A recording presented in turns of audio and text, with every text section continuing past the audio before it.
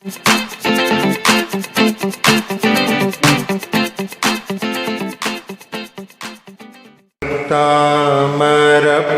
प्रणत मौलिमणि प्रभाणा मुद्योत कंदलित पाप तमोवितानम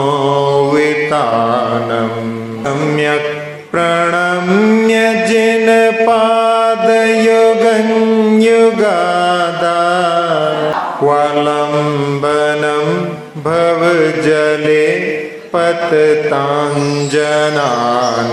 यः संस्तुतः सकल वाङ्मय तत्त्वबोधा दुद्भूत बुद्धिपटुभिः सुरलोकनाथैः स्तोत्रैर्जगत्रितैश्चेत्तहरैरुदारैः स्तोषे किलाहमपि तं प्रथमं जिनेन्द्रम्। कल हमने 26वें काव्य को लिया था, उसका एक बार पुनरुच्चारण कर देते हैं। तो त्रिभुवनातिहराय नाथ, तोभ्यं नमः क्षितितलामलभूषणाय, तोभ्यं नमस्त्रिजगतः परमेश्वराय, तोभ्यं नमो जिनभवो दधिशोषणाय। भक्ति गंगा में अवमान करते हुए आचार्य महाराज ने कि हे नाथ, आप तीनों जगत के दुखों को हरने वाले हैं, आपको नमन हो। आप इस धरती तल के निर्मल आभूषण स्वरूप हैं, आपको नमन हो। आप तीनों लोगों के परमेश्वर हैं, आपको नमन हो। और हे जिन, आपने भवरूपी समुद्र को सुखा दिया है, आप भव समुद्र को सुखाने वाले हैं, आपके लिए नमन हो। 27वें काव्य को प्रारंभ करते हैं। तो विस्मयोत्र यदि नाम गुणैर्रशेषैः। हाँ, आई का विश्वास अपने मांगी विसर का गुणैर्रशेषैः को विस्मयोत्र यदि नाम गुणैर्रशेषैः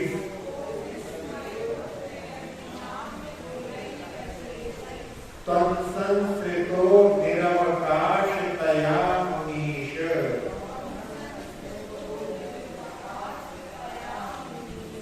त्वं संस्कृतो निरवकाशतया मुनीश।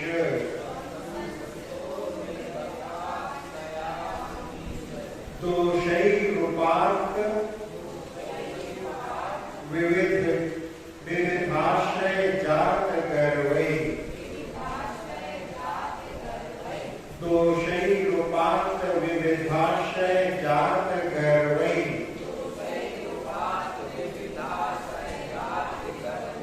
स्वप्नान्तरेति न कदाचित् तीक्षितोऽसि। स्वप्नान्तरेति न कदाचिदपीक्षितोऽसि।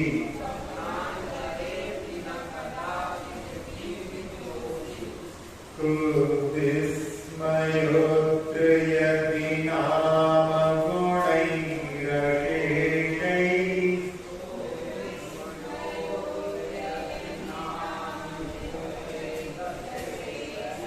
को विस्मयोत्र यदि नाम गुणैरशेषैः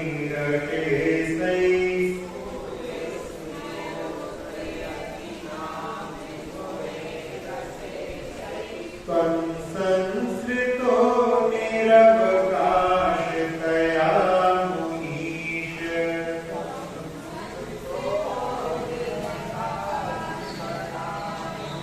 त्वं संस्कृतो निरवकाशतया मुनीश।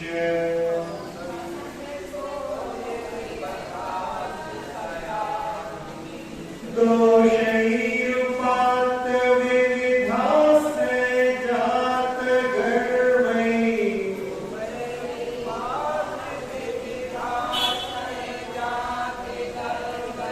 तो शरीर पात्र विविधाश्रय जात गर्वै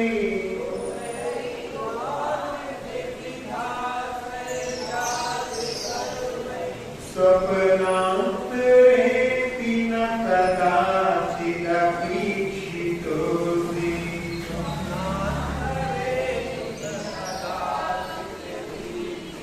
स्वप्नान्तरेऽपि न कदाचिदपीक्षितोऽसि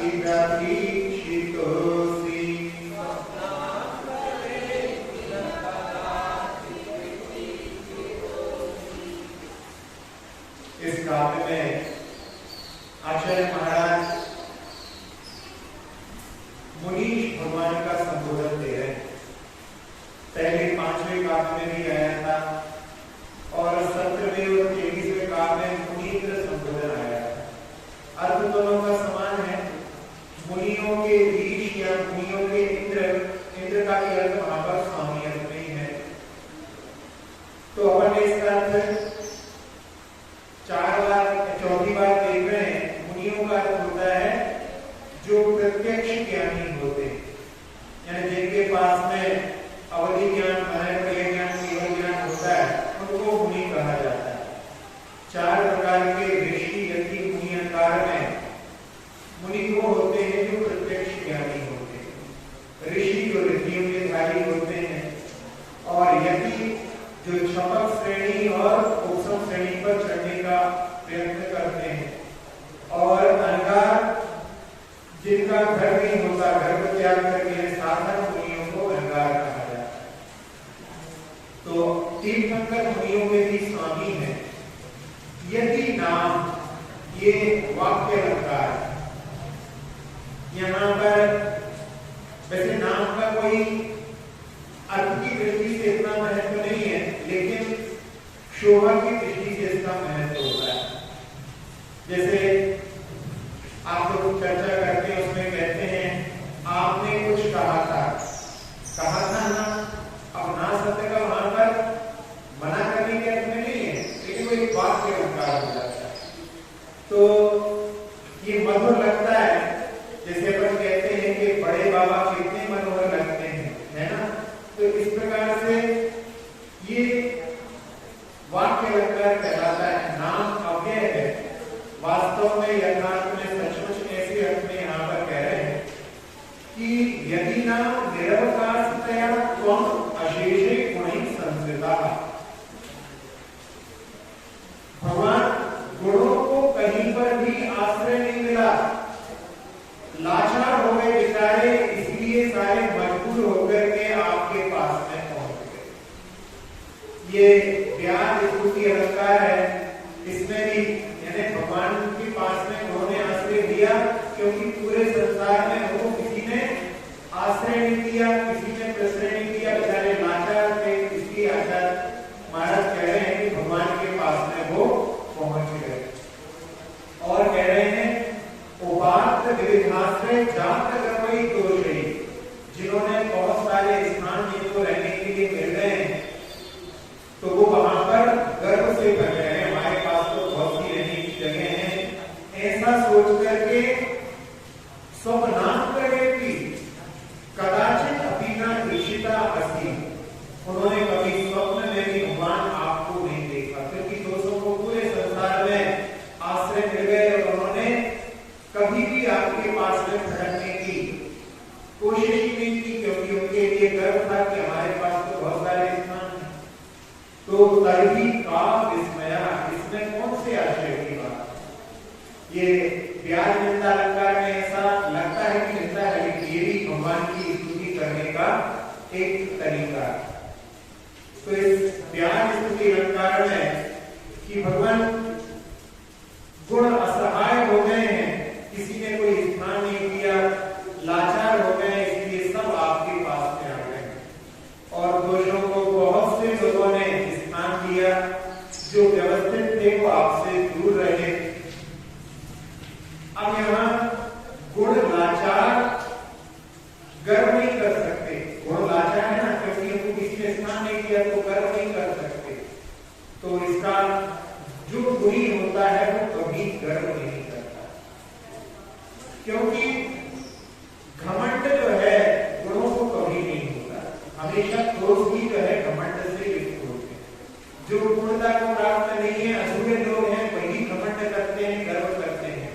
जो पूर्णता को प्राप्त हो जाते हैं वो कभी भी अहंकार गर्व से भरे हुए नहीं रहते। इसीलिए क्या कहा जाता है, अर्ध जग गगरी छलकत जाए, भरी गगरिया चुटकी जाए। तो जो अधूरा होता है वही गर्व करता है, अहंकार करता है। एक बार हमने पहले भी बताया था आपको कि भगवान आप अपने दोनों हाथों को लटका करके इसलिए खड़े हैं क्योंकि आप गर्व नहीं कर सकते। आचार्य कवि धनंजय ने, महाकवि धनंजय ने विशाखा स्तोत्र के 25वें काव्य में वहां पर कि भगवान आपने केवल मुक्ति का एक मार्ग देखा है और बाकी सब लोगों ने चारों गतियों के गहन वन को देखा है, तो आपने तो केवल एक ही मार्ग देखा है, इसलिए आपने कभी भी गर्व से अपने हाथों को ऊंचा नहीं किया। तो ये भी एक स्तुति का तरीका होता है। तो यहाँ पर जो गर्व करते हैं वो गुण नहीं होते, दोष गर्व करते हैं। एक बार मयूर से पूछा गया, कोयल से पूछा गया कि तुम्हारी इतनी अच्छी आवाज, इतनी सुरीला कंठ है, तुमसे साथ में और भी कोई सुरीले लोग होंगे इस दुनिया में? तो मयूर भी है, तोता भी है, हंस भी है, भ्रमर भी है, इन सबकी आवाज बहुत मधुर है और इन सबके पीछे मेरा नाम आता है। कोयल बोलती है या कोयल कहता है, दोनों प्रकार से पहले बता चुके हैं। तो कोयल वहां पर गर्व नहीं करती, वो कहती है सुरीली आवाज में सबसे पीछे हमारा नाम है, हमसे आगे बहुत से लोग। और जब काठ से पूछा जाता है, कौवे से पूछा जाता है कि संसार में आपके जैसे स्वर वाले भी बहुत सारे लोग हैं, तो वो कहता है कि हाँ बहुत से लोग हैं, गधा भी है, ऊंट भी है, सियार भी है, उल्लू भी है, लेकिन उनमें सबसे नंबर 1 मैं। तो दोस्त जो होते हैं वो गर्व से भरे होते हैं। यहाँ पर अक्षय महाराज ने कहा कि उन दोस्तों को बहुत सारे स्थान मिल गए हैं, इसलिए वो गर्व से भरे हुए हैं और गुणों को किसी ने पनाह नहीं दी। गुण आए सब जगह पनाह मांगने के लिए दरवाजा खटखटाया उन्होंने। जैसे कोई जाकर के दरवाजा खटखटाता है तो वहां पर नॉक नॉक, अंदर से आवाज आती है, who's there? कौन है? वहां पर वो कहता है कि मैं हूं दया करना। अंदर वाला बड़ी टेढ़ी आवाज में बोलता है, क्या काम है? कौन बता देती है कि गुणों के लिए आदर सत्कार नहीं। वहां पर दया करना कहती है कि जीवों पर दया करना चाहिए, करुणा करना चाहिए। स्पर्श इंद्रिय के विषय में लीन होकर के आप अपने शरीर के ऊपर रेशम के वस्त्र पहनते हैं, कोयला के वस्त्र पहनते हैं, जिसके बनने में हजारों कीड़ों का बलिदान हो जाता है। जो चमड़े नरम होते हैं, उनके जूते आदि, पर्स आदि, कोट आदि पहनते हैं, नरम होने के कारण में उनको लेना पसंद करते हैं, लेकिन मालूम नहीं है कि उनको जिंदा जानवरों के ऊपर से उतारा जाता है। क्योंकि जब जानवर मर जाता है और उसके बाद जब उसके चमड़े को निकाला जाता है तो वो कड़क रहता है, उस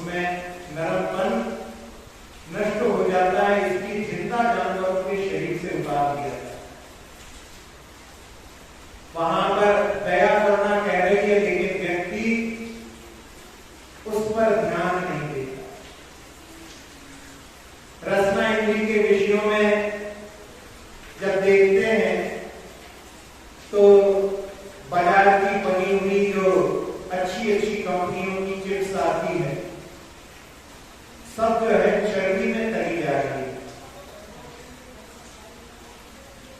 बिस्किट्स देखो तो वहां पर बिस्किट की जो बड़ी बड़ी फैक्ट्रीज हैं जिनमें अंडों की सप्लाई हो रही है, जहां पर सप्लाई हो रही है इसका मतलब है कि उसका प्रयोग निश्चित रूप से हो रहा है। तो चीज बाजार में आता है, उसमें बनाने में रेनेट लगता है, और वो रेनेट जब बछड़ा उत्पन्न होता है उसके पेट में रहता है, छोटी अवस्था में उत्पन्न हुआ नहीं कि उसके बछड़े को मार दिया जाता है, उस रेनेट को प्राप्त करने और उसके माध्यम से वो चीज बनाया जाता है जो बाजार में है।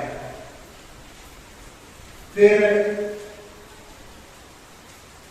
मैगी के भी बड़े दीवाने रहते हैं, कहते हैं कि मां के बिना तो चल सकता है लेकिन मैगी के बिना।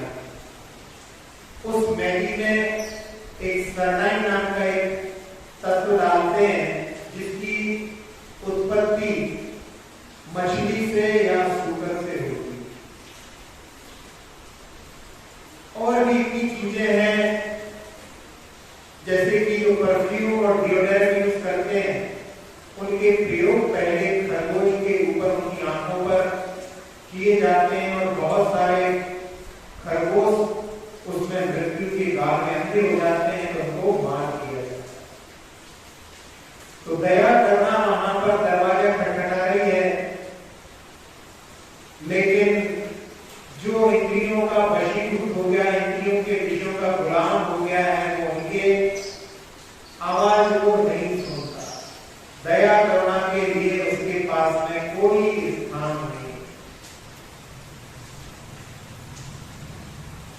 फिर दूसरा थोड़ा सा देखें, सत्य आकर के दरवाजा खटखटाता है और उस समय में भी व्यक्ति कहता है कि हम झूठ हम नहीं बोलते, वो तो मोबाइल हमसे झूठ बुलवा देता है। अपने गलती को हम दूसरे के ऊपर थोप देते हैं और इसके माध्यम से हम कितना अपना हित करते हैं, यानी हम गुणों के लिए प्रश्रय आश्रय नहीं देते। सत्य का वर्णन जब आता है तो वो हितकारी हो, मित हो और प्रिय हो।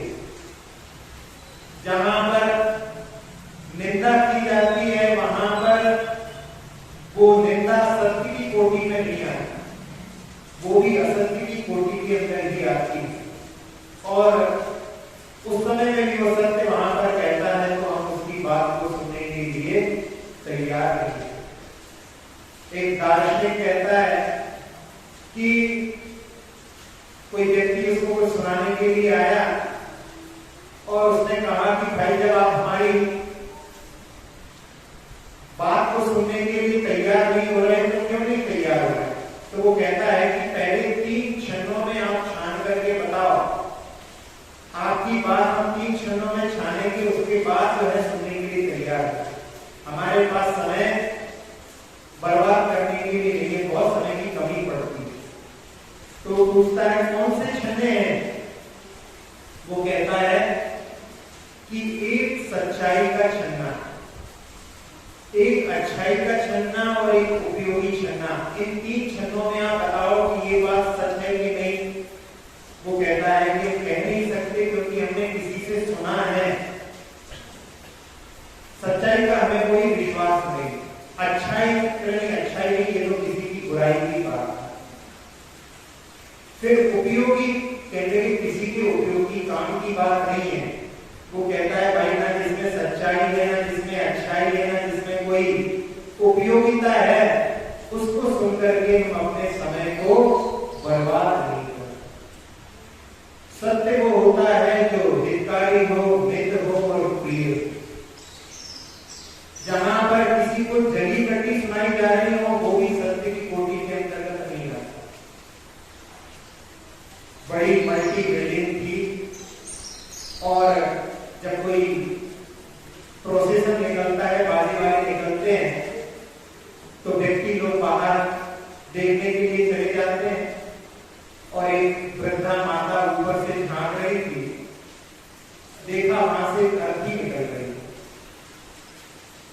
बहू भी आ गई और बहू पास में आकर के कहने लगी, क्या देख रही है? उसने कहा, एक अर्थी निकल रही।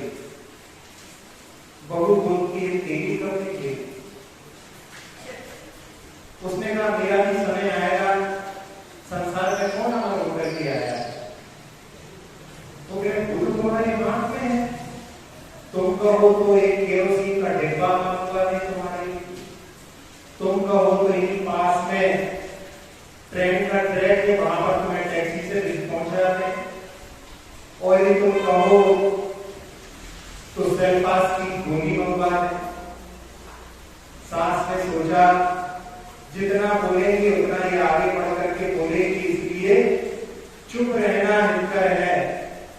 वो चुप रह गई, और जो बहू सास की अर्थी करवाने वाली थी, उसी दिन शाम को दुर्घटना घटी, सिलेंडर ब्लास्ट हुआ। जो बहू की अर्थी करवाने वाली थी, उसकी स्वयं की अर्थी। तो ऐसे वहां पर जहां पर जली कटी सुनाने वाली बातें रहती हैं, वो भी सत्य की कोटि में नहीं आता।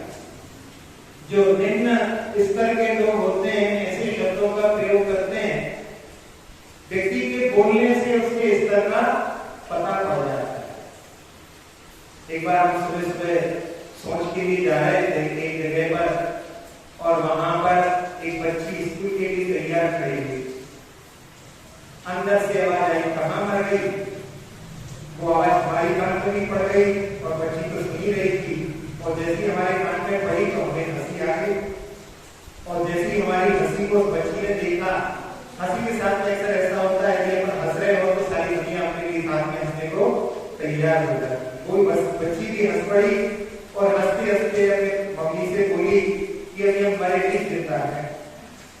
लेकिन ऐसे जो है शब्दों का प्रयोग, ये शब्दों का प्रयोग तो सत्य नहीं है। तो हम वहां पर सत्य हमसे कहता है कि हितकारी बोलो, मित बोलो, प्रिय बोलो, लेकिन हम उस पर ध्यान नहीं देते। उस गुण की हम आवाज को, उसके दरवाजे को जो खटखटाता है, हम लोग नकार देते हैं।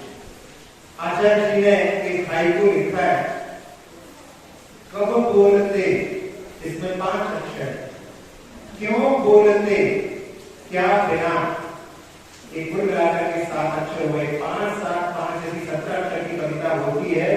कब बोलते, क्यों बोलते, क्या बिना, बोले ना रहो, यानी बिना बोले रहना मुश्किल हो जाता है, हित में प्रिय की बात गौण हो जाती है। तो यहाँ सत्य अपने दरवाजे पर खटखटाता है, लेकिन हम उसको नकार देते हैं। हम असत्य की भाषण करते हैं, प्रीति की जगह पर अप्रीति बोलते हैं, और इस प्रकार से हम गुणों के लिए कभी भी स्थान नहीं देते। अब इसके बाद में तीसरा गुण आकर के दरवाजा खटखटाता है, वो है अचोर। अदत्ता दाना नित्यम कहलाता है, बिना दी हुई चीज को ग्रहण करना चोरी कहलाता है।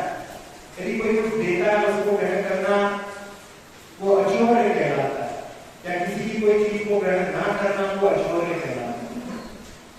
अब वो वहां पर कहता है कि कितने प्रकार की चोरियों में व्यक्ति मशगूल है, हम दरवाजे पर खटखटा रहे हैं कि चोरी मत करो, मत करो, अचौर्य को अपनाओ। वो कभी बिजली की चोरी करता है, कहीं कहीं पर वो कटिया डाल करके बिजली की चोरी करते हैं। कई बार तो लोगों के घर में एसी चल रहे हैं, वो कटिया डाल करके उसके माध्यम से बिजली की चोरी करते हैं। कहीं पर किसी की धरोहर किसी ने दी, उसी को हड़प लिया। एक बार एक गृहस्था ने, कोई पड़ोसन आई, उसको एक चूड़ी दे दी कि जहां पर स्वर्ण का कलश चल रहा हो उसने इसको लगा दे, और वो जब लेकर के निकली तो बहू ने उसके हाथ से छुड़ा। अभी हमारे घर में हिस्सा बांटे नहीं हुए हैं, अभी हम नहीं दे सकते। सास के देने के भाव थे, लेकिन बीच में उसने उसको हड़प दिया। कभी दुकान पर कम तोल करके बेचना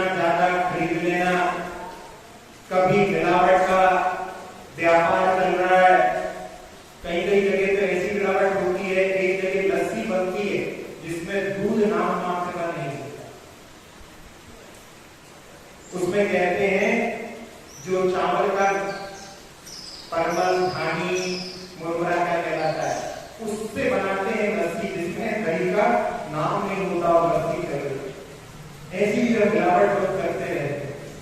चोरी का माल खरीद देते हैं, वो भी चोरी के अंतर्गत ही आता है।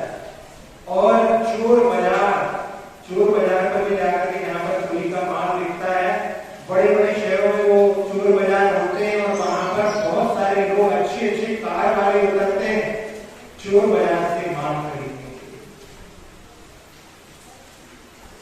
ट्रेन में यात्रा करते हैं विदाउट टिकट। वो लोग जानते नहीं है कि रास्ते भर में जब तक वो सफर करते हैं और वहां पर उनकी धुकधुकी लगी रहती है, जब भी कोई काले कोट वाला चलता है तो सोचते हैं अब तो पकड़े गए। वो कोई भी नया आता है तो उनकी गर्दन देख करके पहचान सकते हैं कि कभी इधर देख रहा है, कभी उधर देख रहा है, कहीं कोई चेकर तो नहीं आ रहा है। जितना पैसा उसमें नहीं बचाते उससे ज्यादा अपना खून जला लेते हैं। लेकिन फिर भी बहुत सारे लोग विदाउट टिकट यात्रा करने में वहां पर लगे रहते हैं। कभी कभी टोल टैक्स बचाने के लिए रास्ता कट करके दूसरी जगह से निकल जाते हैं। और कई प्रकार के ऐसे भी कार्य होते हैं। एक उदाहरण के माध्यम से मैं समझने का प्रयास करें। एक बार एक व्यक्ति एक दुकान पर गया, अपने मित्र के साथ में 5 किलो गेहूं खरीदे, लेकिन वो कुछ ऐसा व्यक्ति था उसने 10 किलो खोल करके दे दिए पैसे 5 किलो के लिए। और वो लेकर के साथ में वहां पर आ रहा था। अब वो सोच रहा था कि मेरा मित्र क्या सोचेगा। उसने सोचा, मित्र से बोलते हैं यार आपने 5 किलो लिए, उसने 10 किलो दे दी, आपको क्या करना चाहिए। तो मित्र ना, तुम्हारी गलती थोड़ी ना है, ये उसकी गलती है। ये भी यही चाह रहा था कि ये सपोर्ट कर दे हमारा, नहीं बाद में जाके कहेंगे कोई मैंने ऐसा किया। और उस समय उसने 10 किलो गेहूं को पिसवाया और पिसवाने के बाद में उनका घर जो है 2nd फ्लोर पर था। वो पीपे को लेकर के ऊपर जा रहा था और रास्ते में उसके हाथ से पीपा छूट गया। 5 किलो जो आटा था वो नाली में 5 किलो बचा। अब लगेगा कि भाई तो फ्री में आया था, वो गाड़ी में चला गया, अरे भाई पिसाई तो अपनी चली गई।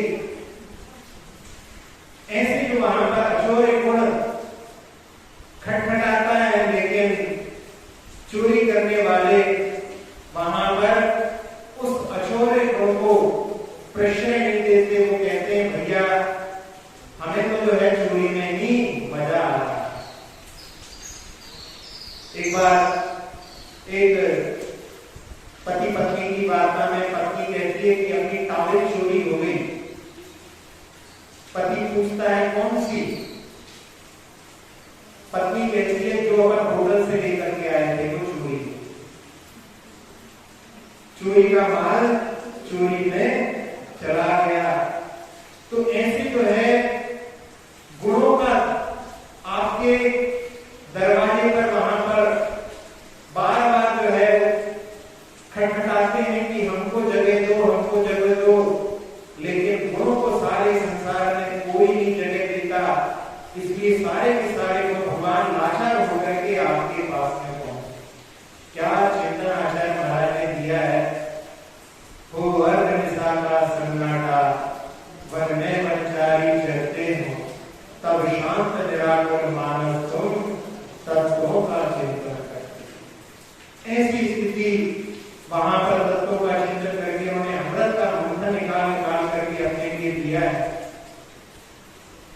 अब अगला अपन देखें, अकिंचन गुण है। सब जानते हैं कि संसार में जब आए थे तो खाली हाथ आए थे और जब जाएंगे तो खाली हाथ ही जाना।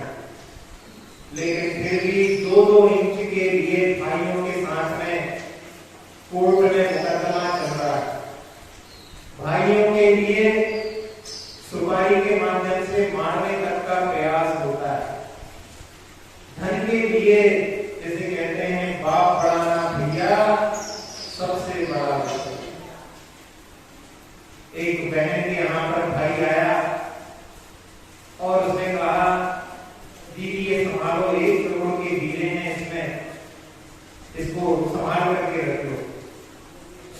ही कान एकदम बिल्कुल चौंक गए कि 1 करोड़ की हीरे इसमें है। घर की परिस्थिति बड़ी डबाडोल चल रही है कि मिल जाए तो वारे न्याय हो जाए। और अपने ही नौकर को उसने प्रलोभन दे करके कि तुमको भी 1 लाख रुपए मिल जाएंगे, तुम्हें रास्ते से लगाना है। भाई रुका हुआ था जयपुर से आकर के आगरा में, ग्वालियर का रहने वाला, और आगरा में उसका एक मित्र रहता था, उससे मिलने के लिए गया। साथ में भांजा भी चला गया और मित्र ने कहा कि तो हमारी शादी में नहीं आ पाए थे, आज रुको, आज अपन शादी की वो सीढ़ी देखते हैं। भांजे ने कहा मामा हमको सुबह स्कूल जाना है, हमको भेज दो। तो मैं कहा ठीक है, तुम इसको छोड़ा। और आकर के भांजा सो गया और जैसा उनकी बीवी ने बताया था वो सोचा कि भाई आकर के सोया होगा, अपने ही पुत्र को वो नागिन जैसे अपने बच्चों को खा जाती है, धन की लालसा में उसने अपने बच्चे को ही बलि करा। तो आकिंचन वहां पर कहता है कि कुछ हमारा नहीं है, लेकिन व्यक्ति फिर भी उसको जोड़ने की चक्कर में किस प्रकार से उस गुण को वहां पर स्वीकार नहीं करता, उसको ठुकराता है। मरते मरते भी मरणासन है, लेकिन उस समय में कह रहे हैं अपने बच्चे से कि तुम सभी लोग कड़ी बनाई कि यहां पर बाहर कटेंगे।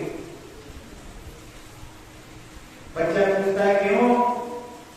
तेरे उससे 200 रुपये लेना है, पूरे घर की कर जाए। जा रहे हैं लेकिन फिर भी 200 रुपए की चिंता होगी। एक मरणासन व्यक्ति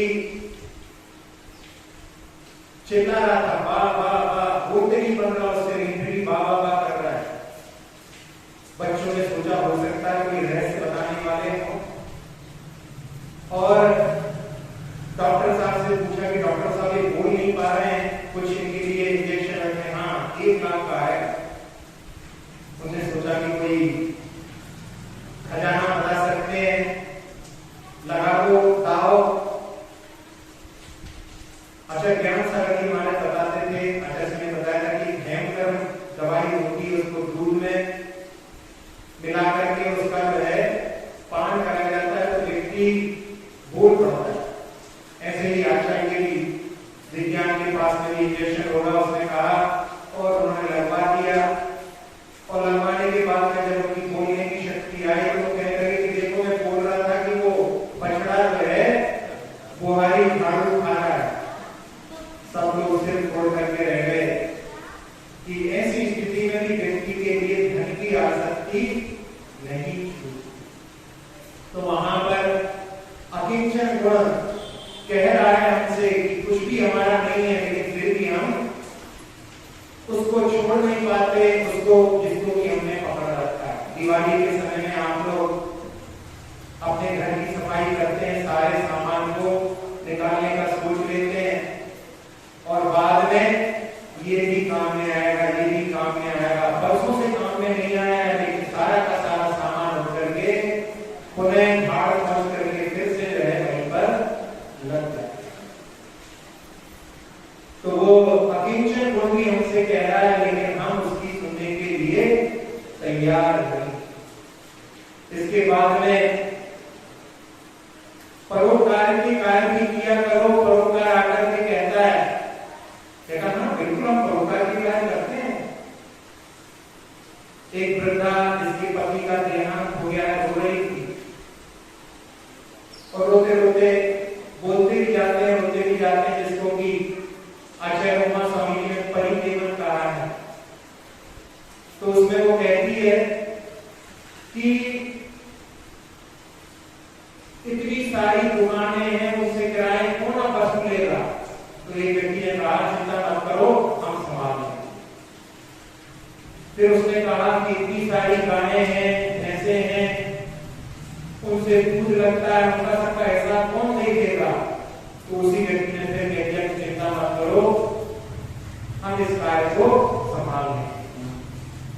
फिर तीसरा बताया उसने कि बहुत सारी जमीन लोगों को बढ़िया और नहीं है, उनसे भी बहुत सारा आ जाता है, उनको कौन देख देगा? फिर उसी व्यक्ति ने कह दिया कि हम ही संभालेंगे, चिंता मत करो। फिर थोड़ी देर में रोते रोते बोली कि उन्होंने अभी कुछ दिनों पहले बैंक से बहुत बड़ा लोन लिया था, अब उसकी किस्त कौन चुकाएगा? अब जो है वापस सन्नाटा छा गया, कोई कुछ नहीं बोल रहा। लोग कह रहे मुझे तुमने 3 काम संभाले, एक काम और संभाल लो। अरे कहे पूरे कामों को हम ही संभाले और कोई नहीं है क्या? तो खीर में जो है मिल गए और महीने में न्याय हो गए। ऐसी स्थिति हो जाती है। परोपकार तो बोलता है, करना तो है परोपकार, लेकिन उसमें अपना उपकार पहले देखते हैं, बाद में परोपकार। फिर आकर के गुण क्षमा वहां पर दरवाजा खटखटाता है। Knock knock, who's there? कौन है? मैं क्षमा। क्या काम है? आपकी कल किसी से लड़ाई हो गई थी, अब तो क्षमा को स्वीकार करो। अरे उनकी देखो 15 दिन पहले लड़ाई हुई थी, अभी तक उन्होंने क्षमा को स्वीकार नहीं किया, उनके पास जाओ। ऐसे गुणों के लिए दरवाजा नहीं खुलता, उसे कह देते आगे जाओ। वो उस जगह पहुंच जाती है 15 दिन वाले के पास में, वहां पे खटखटाती दरवाजा, वहां से आवाज आती है, कौन है? 15 दिन हो गए हैं, अब तो आपको क्षमा धारण करना चाहिए। देखो हमारी समाज ने साल भर में एक दिन फिक्स किया है, क्षमा वाणी का दिन। भले ही जैसे 3 बार आते हैं परीक्षण पर, लेकिन साल भर में एक दिन फिक्स है। हमारी संस्कृति को हम कैसे छोड़ सकते हैं? क्षमा वाणी के दिन भी वो क्षमा पहुंच गई, दरवाजा खटखटाया, फिर कहा कौन है? मैं क्षमा, अब तो आपका दिन आ गया है, आज तो क्षमा मांग लो। कहे हाँ मैं बिल्कुल तैयार हूं। क्यों? किसके लिए तैयार हो? क्षमा करने के लिए तैयार हूं, क्षमा मांगने के लिए। क्यों? बड़ा कौन है? वो छोटा है, वो मुझसे आकर के क्षमा मांगे। इस प्रकार से हम गुणों के लिए प्रश्रय नहीं देते। इसीलिए आचार्य महाराज ने यहां पर लिखा है कि निरवकाशतया तुम अशेषी गुणी संस्कृता। कहीं पर देखो आश्रय नहीं मिला, वो सारे गुण भगवान आपके पास में, क्योंकि लाचार थे, उनको जगह ही नहीं देना। और वो जिन जगह पर जा करके खटखटाते थे, जगह नहीं मिलती तो क्या करें, वो सारे के सारे आपके पास में एकत्रित हो। कितने तीर्थंकरों ने भी उपदेश दिया, कितने साधुओं ने उपदेश दिया, कितने लोगों ने अच्छे कार्यों के लिए हाथ पकड़े होंगे, चलो हमारे साथ, लेकिन हम लोगों ने हाँ हाँ अभी चलो आप हम आते हैं। फोन की घंटी भी बजी होगी, अलार्म भी बजा होगा, तो अलार्म को भी कई बार बंद कर दिया होगा। हाँ आते हैं ऐसे करते करते हमने गुणों के लिए प्रश्रय नहीं किया। यदि जितनी कुशलता हम उन गुणों को ठुकराने में लगाते, यदि दोषों को ठुकराने में लगाते, तो आज तक संसार से बाहर हो गए। लेकिन हम लोगों ने गुणों के लिए कोई प्रश्रय नहीं किया। कल्पना में अपने लिए थोड़ा समय बैठ करके सुबह और शाम को सोने के पहले, रात्रि में सोने के पहले और सुबह थोड़ी देर देखना चाहिए कि कौन गुण अपने अंतर चेतना को वहां पर खटखटा रहा है। यदि हम उस पर दृष्टि डालें तो वो कला सीख सकते हैं जिसके माध्यम से हम अपने अध्यात्म जगत में भी प्रवेश कर सकते हैं। कई घर गोरे हैं, कई घर काले हैं, कई घर सांवले हैं, कई घर भारत में हैं, कई घर विदेश में बने हुए हैं। पूरे संसार में कई घर हैं जहां पर दोषों को प्रश्रय मिला हुआ। इसमें दूसरी जगह कह रहे हैं कि उपात्त विविधाश्रय जात गणवी दोषई, जिन्होंने बहुत सारे स्थानों को प्राप्त कर लिया है, ऐसे दोषों के लिए जब उनको वहां पर आश्रय मिल गया तो उन्होंने कभी स्वप्न में भी भगवान आपके दरवाजे पर पहुंचने का प्रयास नहीं किया। दोषों के लिए हमने क्या किया? उनके लिए हम स्वागत में आगे खड़े रहे, उनको हमने गले लगाया। भगवान उन दोषों को नहीं अपनाते, इसलिए भगवान निर्दोष हैं और सारे दोष जो संसारी प्राणी में है उनकी स्वीकारता के कारण। कई बार लोग कहते हैं गुस्से के बिना काम नहीं चलता, बच्चे नहीं सुनते, बहुएं नहीं सुनती, ऑफिसर होता है तो सबॉर्डिनेट नहीं सुनते, गुस्से के बिना काम नहीं चलता। लेकिन आप लोग अपने स्कूल के टीचर को याद करो तो आप लोगों को लगेगा उस समय में कि बहुत सारे टीचर ऐसे भी होंगे जो गुस्सा नहीं करते होंगे, लेकिन उनके प्रति आपके मन में श्रद्धा का भाव मन में बसा होगा। केवल गुस्से के माध्यम से कोई रोक तो दिखा सकता है, लेकिन किसी के दिल पर राज नहीं कर सकता।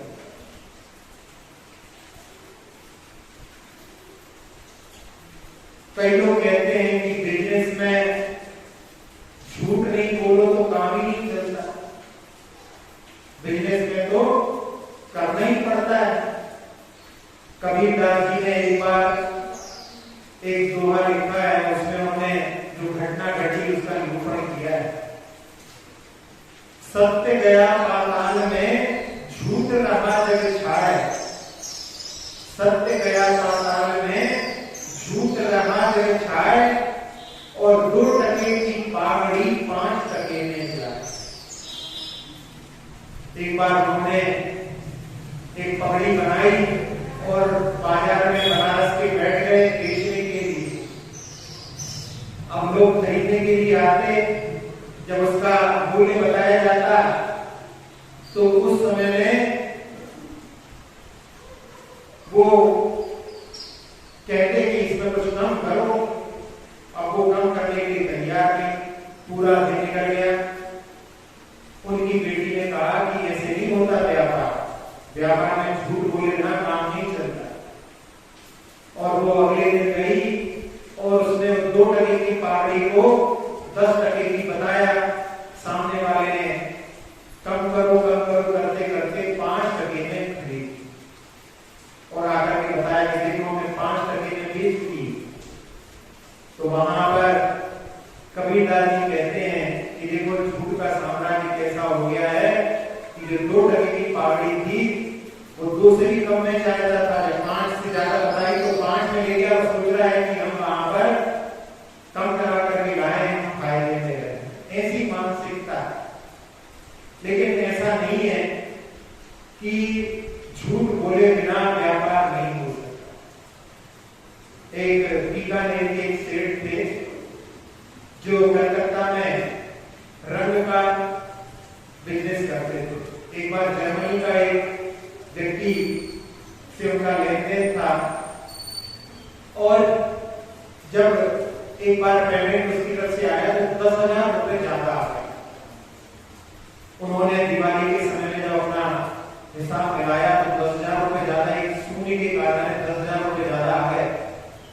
और उन्होंने सोचा कि दिवाली का समय है, अपने को स्वयं जा करके वापस करना चाहिए। तो थोड़ा गाड़ी पर बैठ करके उस जर्मनी के व्यक्ति की हवेली पर पहुंच गए और चर्चा करके उन्होंने कहा कि आप हिसाब बताओ। हिसाब में देखा तो संतुष्ट ने कहा कि आप परेशान हुए, इतनी दूर आए।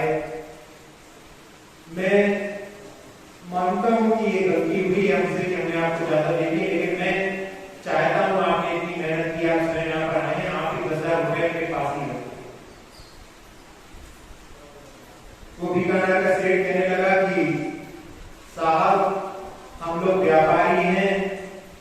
कोड़ी भी हम बिना व्यापार के लेना पसंद नहीं करते। तो उसने कहा कि ऐसा व्यक्ति आज तक हमको नहीं मिला कि इसने 10,000 रुपए उसको ज्यादा जा रहे हैं और उसने स्वयं आकर के लौटाए।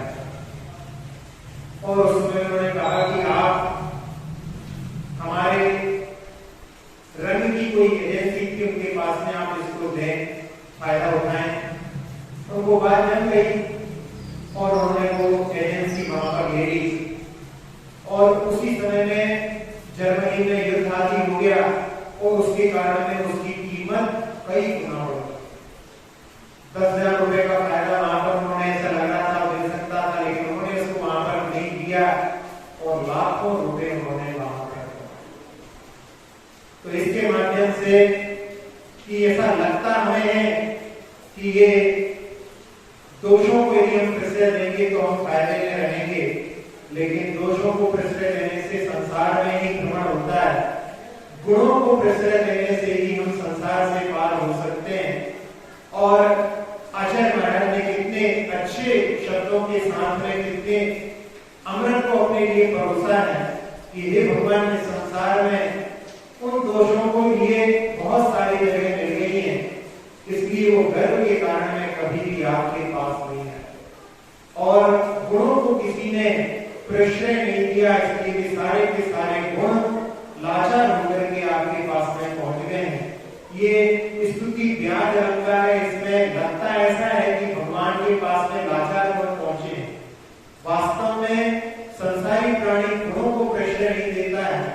यदि हम गुणों की ओर दृष्टि भी डालने लगे, जो गुणवान है उनके गुणों की प्रशंसा करने लगे, तो वो गुण भी हमारे अंदर प्रकट हो सकते। इसीलिए आचार्य पूज्यपाद स्वामी ने समाधि भक्ति में लिखा है, गुण गण कथा दोष वाले क्षमा। हमेशा गुणों की कथा करें जो सत्कृत्य हैं उनके, सत्कृता नाम गुणवत्ता। जो सच्चरित्र हैं उनके गुणों की कथा करें तो वो गुणों की और हमारी जैसी दृष्टि जाएगी, वो गुण हमारे अंदर आने लगे। और आचार्य जी कहते हैं कि संसार में ऐसा कोई व्यक्ति नहीं है जिसमें कोई गुण ना हो। जैसे कहा जाता है कि ऐसा कोई मकान नहीं होता जिसमें कोई दरवाजा या खिड़की ना हो, इसी प्रकार से कोई व्यक्ति ऐसा नहीं होता जिसमें गुण ना हो। बस दृष्टि की बात है, यदि हम गुणों पर दृष्टि रख लें तो वो गुण भी हमारे अंदर आ सकते हैं। और दोषों को नजरअंदाज करें, क्योंकि दोषों की ओर दृष्टि रहती है तो वो दोष भी हमारे अंदर प्रकट हो जाए। दृष्टि कैसी होनी चाहिए? एक दिन हमने एक उदाहरण के माध्यम से समझा था कि जब सनत कुमार चक्रवर्ती के मुख में जो तांबूल था और देवों ने आकर के कहा कि आप उसको निकाल करके देखिए। स्फटिक के पात्र में जब उस तांबूल को निकाला गया तो उस पर मक्खियां मंडराने लगी।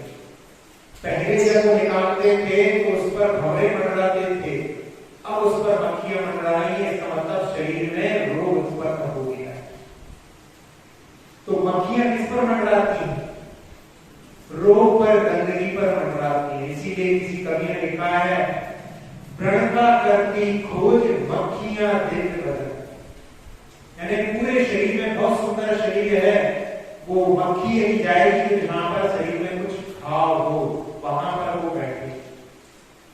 बस ऐसी ही दृष्टि दोषों को देखने वालों की रहती है, वो दोष की ओर दृष्टि डालते हैं और भ्रमण होता है वो हमेशा गुणों की ओर दृष्टि डालता है।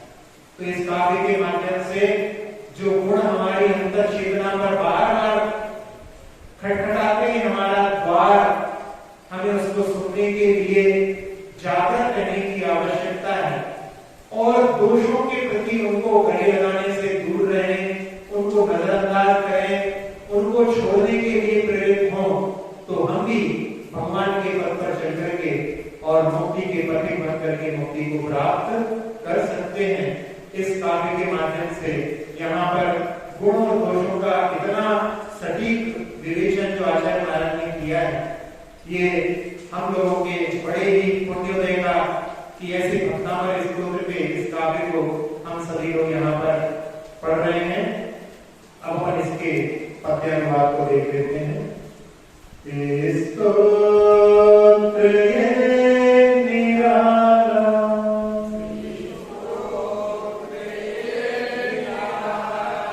सब दुख को हरने वाला,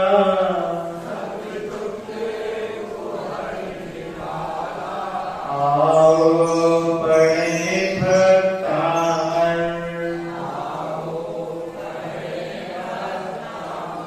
प्रभु गुण की है ये माला,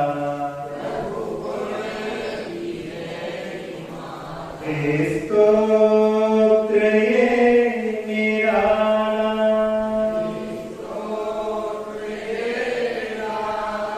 आश्चर्य क्या जिनेश्वर,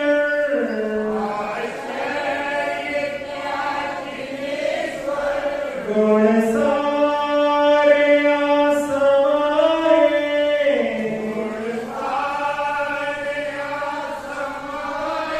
मिलता न थान जग में,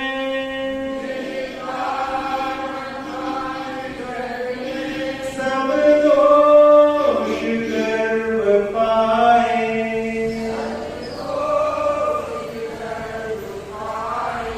आश्रय मिले बहुत से,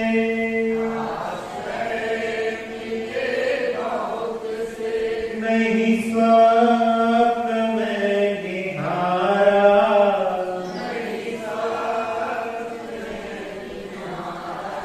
आओ पढ़े भक्तामर,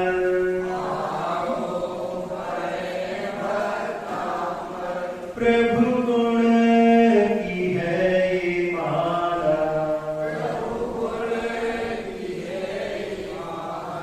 स्तोत्र ये निराला,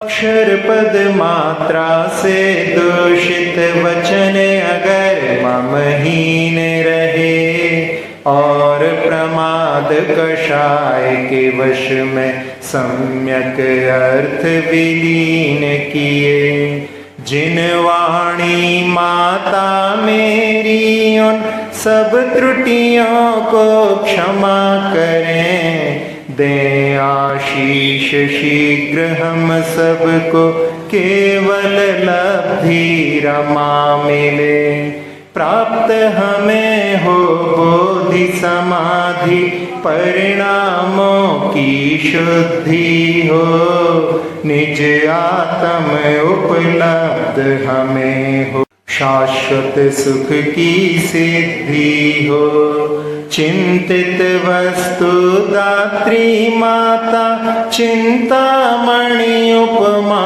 भाति, करो वंदना पूर्ण विनय से चरण रखूं मैं ये पाती, कर जिन वाणी स्तुति तन की ममता टार, महामंत्र का जाप अब सभी जपें नभ बार।